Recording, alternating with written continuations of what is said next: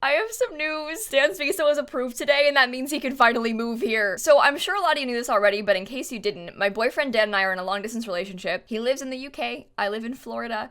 Just a couple miles between us.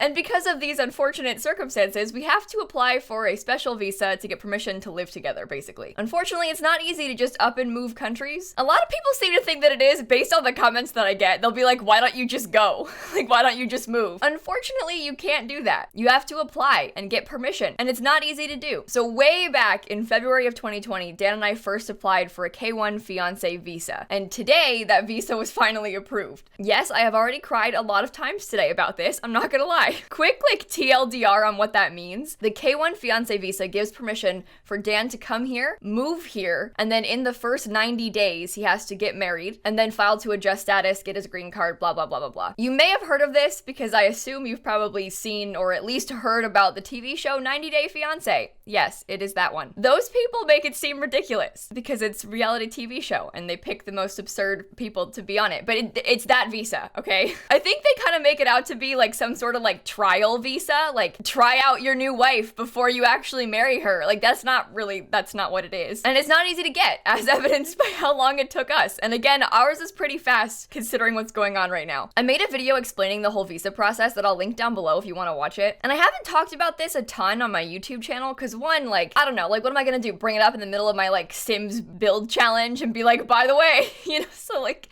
there's not really a good time. But also we didn't really have any news for like the majority of the last year and a half. I talked about it a ton on Twitch, like probably almost every day. I talk about this dumb visa process, but I didn't want to like make a video about it until we actually had like some concrete dates to go off of. So like 2 months ago, we finally got an interview date, and that's when I was like, okay, well now that we know you can move like this year, we can make a video and explain what's going on, you know? But today he actually had that interview and got the official visa approval. I find all of this still very hard to wrap my head around because again, we applied for this initially so long ago, and even before that we were like researching visa types and like researching plans. So this has been like at the center of my mind for like 2 years, you know, more than. It's been this like big daunting scary like, oh, the visa interview, like, oh, this like big event that I've been worried about for like 2 years, and it finally happened today and now it's done. So I'm feeling very weird. I woke up at 2:15 this morning, I'm not kidding, because Dan's interview was at 11:30 UK time, which is 6:30 my time, and he had to like take a train into London and get there and all this to get to the embassy, and so I wanted to be awake like when he was leaving and going and stuff. So I woke up at 2:15 this morning. I've been awake for a while. It's only 8:30, but I've been awake for like 6.5 hours. I also barely slept before that last night because I was so anxious, so it all worked out in the end. Okay, so anyway, the process. So way back in early 2020, we compile our petition. I, the US citizen petitioner, have to mail that in to the government and be like, hi, I want to sponsor this beneficiary, and like give them all my evidence and all these things. So it's like a big old packet that you mail off to them. Bunch of paperwork. A lot of it is just like, here's my name, my address, here's what I do for a living, here's blah, blah, blah, like all kinds of personal information, but also like letters of intent to marry, pictures of my passport and his passport, and the most important thing is proof that you've met at least once in the last 2 years. They will not give you the visa if you don't have that proof. That's like their main requirement, which wasn't a concern for us. Like he had spent like 5 months here total before we ever applied, like 2 months at one point, 2 months again, you know, so he had spent a lot of time here. I had been there a bunch. Like we weren't worried about meeting that requirement, but for some reason, like I see a lot of things online that like made me very scared. So we had all kinds of pictures. We had like photocopies of like boarding passes and of our passport stamps being like, look, I was in this country at this time. Like we had all kinds of things. So it was a big old packet of paper, you know? You mail that off and then you wait a really long time. And then eventually you get this in the mail. This is the I-797 notice of action. Very official looking. This is basically your like initial approval notice. They tell you, hey, we looked at your petition. It's good. You're half approved. That is usually the longest wait. So we got that on September 17th after applying in February, which isn't even really that long in comparison. But to be fair, we probably weren't that impacted by COVID delays as much as like people who filed later would have been. They send you like a first paper being like, hey, we received it, and it gives you your case number and stuff. We got that in like 10 days. People that are applying now get it in like 3 months. Just the like, hey, we received your application paper. So it takes a lot longer now, which is kind of scary. Okay, but anyway, after that approval, that notice of action, they send your whole case to the NVC, the National Visa Center, where they hold on to it, give you a new case number, and then once your embassy embassy requests a new batch of cases to look at, they'll mail your case to the embassy. So Dan lives in the UK, his embassy is in London. The NVC just holds on to it, waits, sends it off to London when they're ready. And then they schedule you for an interview, blah, blah, blah. You come in, it's done. So usually that part is like the fastest part. Because of COVID, it's not. They have not processed any K1 visas in London in like a year and a half. They have a massive backlog. We sort of skipped that backlog because I joined a lawsuit. Basically, I saw on these immigration forums, I spent a lot of time on immigration forums. I saw some people a long time ago talking about these lawyers, these immigration lawyers, thinking about filing a lawsuit because a lot of embassies were unlawfully not processing K1 visas. Because when they started the travel bans and like some visa bans, a bunch of visa categories were banned, like they would not process them. And a bunch were like whitelisted, like, hey, we will process this, this, and this, and we won't process this, this, and this. But K1 visas were just not mentioned. So a lot of embassies took that like lack of mentioning as being a ban, and so they just didn't process any of them. And so the lawyers were like, oh, we're gonna get together a group of like 500 people who are all applicants at such and such embassies, and we'll file a lawsuit and make them process them. Which I heard and I was like, that is absurd. You're gonna sue the government? Okay. Well, they did it once. It worked. Those people all got interviews. I see a second round. Those people all got interviews. And then, a few months later, look on the forums, I see like a last call for the last round. They're only gonna do 3 rounds. And I was like, wait a minute. Those people all got interviews. They haven't processed, at this point, they literally had not processed a single K1 visa in London this entire time. Like, they had not processed any of them. 0. So I was like, I mean, I guess it won't hurt if we like pay the lawyers and put our name on the list. So we literally just paid the lawyers, gave them our case number, and then miraculously, we get an email from the embassy in London being like, hello, we're gonna schedule your interview eventually. I don't know. That part still feels fake. Worked out really well though. I'm not complaining. It felt like a scam when I was signing up for it, but it worked. We got that email probably in like March, and then a month and a half-ish later, we get an email telling us our interview date, June 29th, which is today. So we spent a bunch of time like compiling the rest of the paperwork and stuff. For the interview, it's more of like a formality. Like most of the main paperwork and approval is already done. Like we had the petition get approved, you know? So the interview isn't as much of a like, at least in my opinion, scary thing, you know? I guess it's in person though, so it's quite scary. I wasn't there. I didn't have to go, so it wasn't scary for me. But you have to get a medical exam. So Dan did his like 3 weeks ago. There's one doctor in the UK that is approved by the embassy that you have to go to. They give you a visa medical. They check like all your vaccination records. Think like the vaccines you have to get for school when you're a kid, like that kind of thing you have to have. They give you a chest x-ray. There's a few diseases that are like not permissible. If you have them, you can't enter the US. So like if Dan tested positive for syphilis, then he wouldn't be able to come to the US. Luckily, no syphilis, so we were okay. And then the medical doctors like seal your paperwork, send it to the embassy, and then you go in for your interview. He had to get an official police record from the UK, basically just being like, he has no police record, but you need a whole like police certificate paid for, like official by the government. So he had to bring that. There's this affidavit of support form he has to bring, which I have to fill out, because technically when he comes here, he can't work until he gets a work permit. So I have to prove that on my income, I can support him until he gets his work permit. So I have to like fill that out and then bring like my tax returns and things like that, like evidence of my income. So we had all those papers. He had like 2 years of my tax returns that were both 30 pages long each. He had his birth certificate, evidence of paying the visa fee. You had to like print out the email we got from the embassy telling us to come. Like we just had so much paper he had to bring in basically. So today he gets there to the embassy. You check in outside. There's like a man there who said, you're here too early, go back and wait outside more.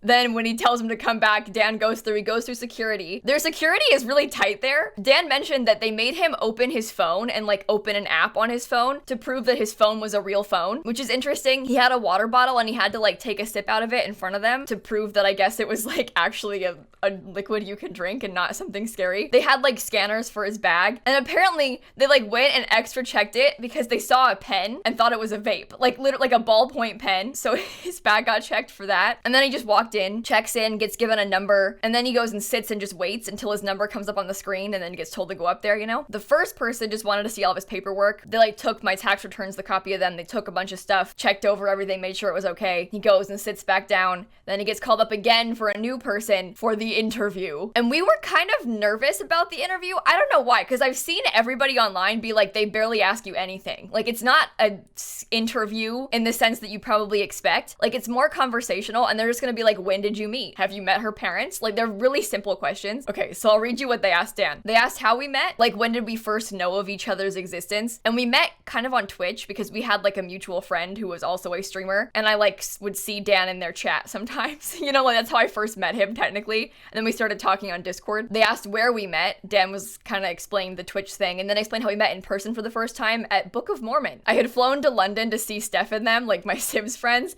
and we all went to see Book of Mormon together, and Dan came too. We weren't even dating yet at the time. That's how we met in person for the first time. They asked if I had visited him, and I thought they were gonna ask to like hear stories or like proof of that. They just wanted a yes or no answer. Like, has Kayla come to the UK? Yes. Okay. They asked if he had come to visit me. Just yes was an acceptable answer. They asked where I live, so he was like Orlando, Florida. They asked if I live at my parents' house. He said no. They asked what I do for work. They asked what he does for work. They asked like how do we plan to get married. He was like, we're just gonna go to the courthouse like once I move. And then apparently she said an unofficial question would be, what is Twitch?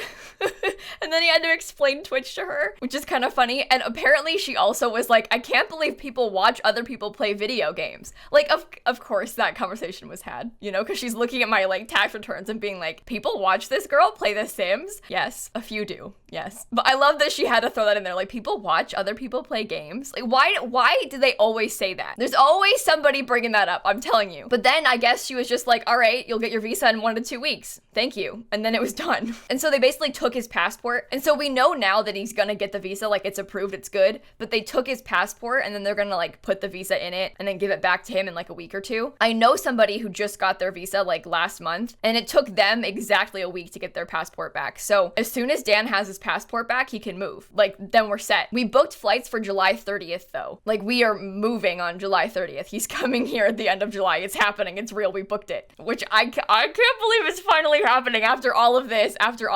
And obviously I haven't seen Dan in a really, really, really long time because of the pandemic. So I'm really excited about this for many reasons. I don't need to be alone. He can help me with chores. We can take turns cleaning the litter box. I'm gonna fly there on July 22nd to help him move, which I am so excited about because I haven't seen Dan in so long, so I really can't wait. I have to quarantine in the UK, it's required, so I'm literally gonna go there, sit at his house, help him pack, and then help him carry suitcases and fly directly back. Like, I'm gonna check 2 empty suitcases when I go over there, and then we can like pack those and pack his suitcases, and then hopefully fit everything in them. If not, we can ship some things, but like it's really expensive to ship things, so ideally we don't have to worry about that. And then we're flying into Atlanta. We have a 5-hour layover, which I think should be fine. When he gets there, he's gonna have to like go through the border and like basically get interviewed again. They're gonna mail him a packet that he's not allowed to open, but has to bring with him to the point of entry. And it has to be like unsealed by the border officers. And I think it's just gonna have all of his paperwork in it, but they're gonna like probably ask him some more questions. And I guess they could deny him if they wanted to, but like they're not going to because he already is approved. Unless like something weird happens and he like, I don't know, says something concerning, I guess. But that's not really a worry. The worry is like how long the layover needs to be in Atlanta. Because of the pandemic, only a few airports here are international airports right now. Orlando is not one of them. So like Miami, Atlanta, New York, LAX, Chicago, like all of those still have international flights, but like most airports have no international flights right now. So we're flying to Atlanta and they only had like a 2-hour layover or a 5-hour layover. And I'm sorry, 2 hours does not feel like it's gonna cut it because we have to get there, have him like deal with the border people, get our bags, recheck the bags, re-go through security, and then get to the new gate for the new plane. Like that 2 hours for all of that doesn't feel safe to me. So we went with 5. So I'll be hanging out in the airport in Atlanta on July 30th. For probably a while, but then he'll have moved. We were worried for a while because for the longest time, and this is part of why K1 visas weren't being processed, K1 visas didn't have a national interest exemption to travel. So there are travel bans from the UK to the US, like people from the UK cannot enter the US right now, unless they have like an exemption from that. So spouses of US citizens have exemptions, parents of minor US citizens have exemptions, people with student visas, sometimes work visas, those people can all fly here still. Obviously, US citizens can fly still, but fiancés of US citizens couldn't, even if they had the fiancé visa. Like, you could go through this whole 1.5 year long process and still not be able to fly to the US even with the visa in hand for some reason. But a couple months ago, they lifted that, so now people with K1 visas can fly directly here, which is good. That is a relief, because that would be bad if he got, like, handed the visa and then couldn't fly here. He would have had to fly to a different non-banned country, wait there for 14 days, and then fly here, which is bizarre. I know people on my forums that had to do that. I said my forums. Oh, it's so embarrassing. But look, I told you, I spend a lot of time on immigration forums. It has consumed my soul.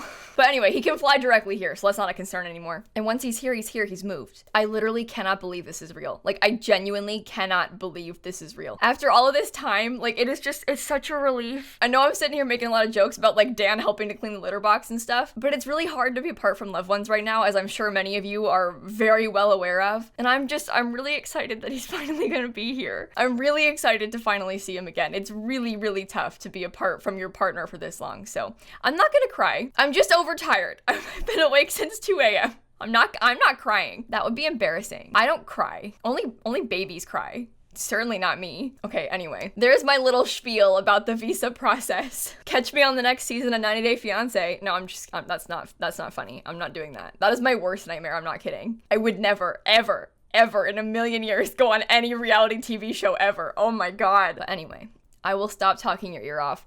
On that note, I'm gonna go. Is 9 a.m. too early to take a nap? It's 9:12. Is that, like, inappropriate? Is it too early to take a nap? Oh, I'll see you tomorrow. Wait, you know what? I'm gonna take this chance to plug Dan's Twitter and Twitch accounts. I'll link them down below. If you wanna go follow him on Twitch, he's also a streamer. So, I mean, you can follow me too on Twitch, but, like, Dan's is also there.